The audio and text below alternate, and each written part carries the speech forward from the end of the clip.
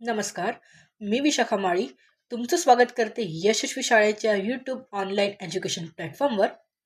तर तुम्हाला माहितीच आहे की आपण एक सिरीज सुरू केलेली आहे की ज्याच्यामध्ये आपण सर्व नोट्सच्या माध्यमातून महाराष्ट्रातील समाजसुधारक कव्हर करत आहोत की जे आपल्याला सर्व कॉम्पिटिटिव्ह एक्झामसाठी उपयुक्त ठरणार आहेत.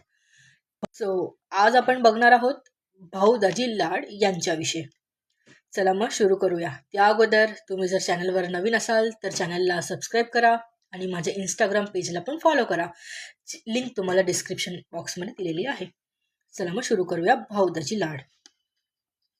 भाऊदाजी लाड यांचं पूर्ण नाव भाऊदाजी लाड, मूळ नाव रामचंद्र विठ्ठल लाड. त्यांचा जन्म 1822. काही काही बुक्समध्ये 1824 पण दिलेली आहे आणि काही काही बुक्समध्ये 1822 दिलेली आहे. जन्मस्थान मुंबई प्रांत. मृत्यू 1874.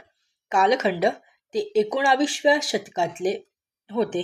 त्यांचा मुख्य व्यवसाय होता ते डॉक्टर, इतिहासाचे संशोधक आणि समाजसुधारक होते.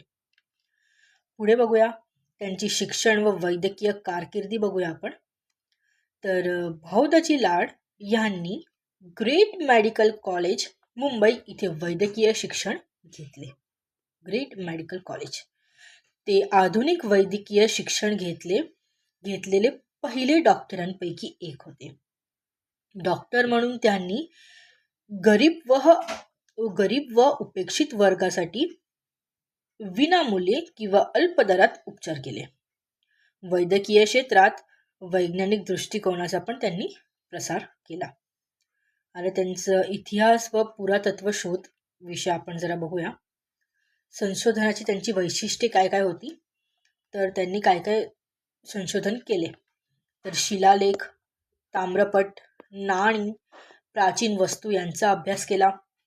संशोधन करताना पुरावे, संदर्भ आणि वैज्ञानिक पद्धतीचा वापर केला.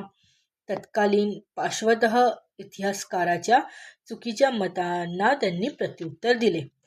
आणि त्यांनी कुठल्या कुठल्या विषयांवर संशोधन केलं आहे त्याच्याविषयी बघूया. तर त्यांनी प्राचीन मुंबई, बॉम्बे आयलँडचा इतिहास, हिंदू राजवंशाचा इतिहास, प्राचीन भारतीय शहर व व्यापार, संस्कृत व प्राकृतिक शिलालेख हे त्यांचे संशोधनांचे विषय होते. आता आपण बघूया त्यांचं लेखन व त्यांचे ग्रंथ. त्यांनी इतिहास विषयक अनेक संशोधनपर लेख अंग्रेजी भाषेत लिहिले. त्यांना लेखांचे प्रकाशन रॉयल एशियाटिक सोसायटी जनरलमध्ये झाले.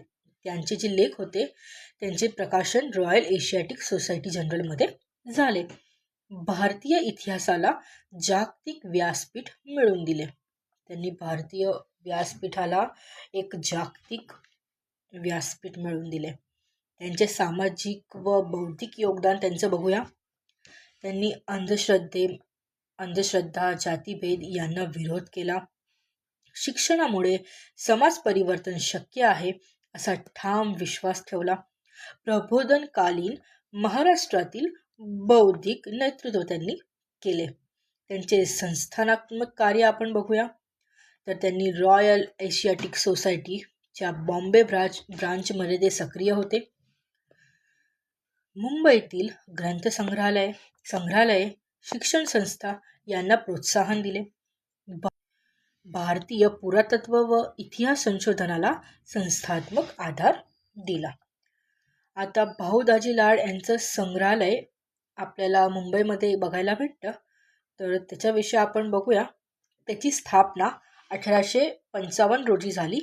त्याचे पूर्वीचे नाव व्हिक्टोरिया अँड अल्बर्ट म्युझियम होतं आणि नावांतर करून त्याचं नाव भाऊदाजी लाड संग्रहालय ठेवण्यात आलं, भाऊदाजी लाड यांच्या सन्मानार्थ.